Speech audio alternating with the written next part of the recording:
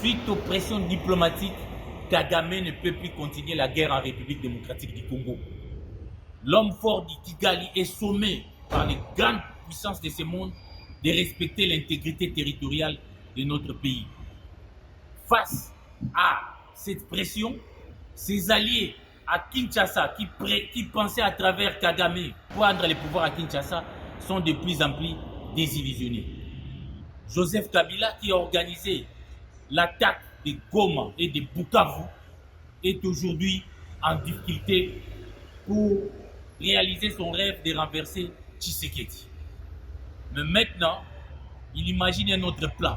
Après l'ère réunion de l'Ouganda, qui a tourné à l'eau de boudin, Museveni a refusé que son pays sert de base arrière pour la prise de Kisangani. Kabila a un dernier plan que nous allons faire échec. Ces plans, nous l'avons déjà annoncé, c'était justement d'attaquer les Grands Katanga. Prendre les Grands Katanga pour obliger Tshisekedi à négocier avec eux en position de faiblesse.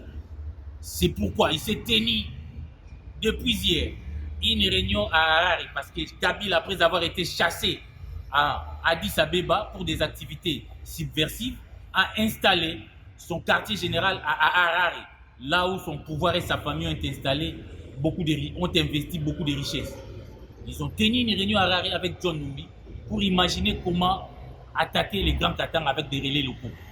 Et John Numbi, là où il se trouve en Afrique australe, recrute les Bakata Katanga pour attaquer les Grands Katanga. C'est cela le dernier plan de Kabila, parce qu'il ne peut plus progresser avec la guerre. Kagame n'en peut plus.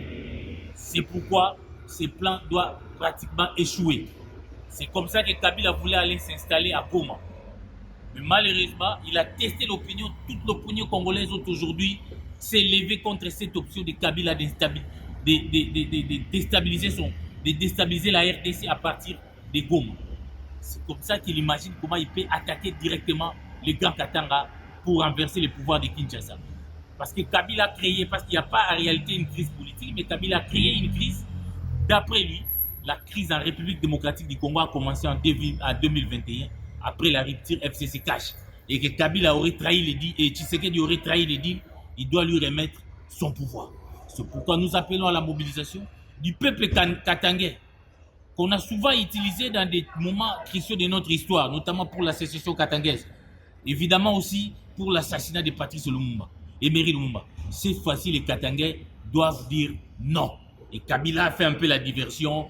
Même quand il vous dit qu'il va s'installer à Goma, c'est une diversion parce que nous, d'après nos informations, depuis la prise de Goma, Kabila fréquente régulièrement Goma, où il est logé dans sa résidence. Sa résidence est aujourd'hui gardée par le M23.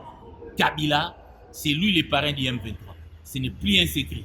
Et nous allons continuer à vous faire des révélations pour décourager, pour faire échec à ces plans sataniques de Kabila contre la République démocratique du Congo. Restons fermes avec les pactes républicains de Sun City. Refusons les pactes sociaux des évêques. Ces pactes ont été financés par Kabila et Kagame. Nous devons les refuser. Merci.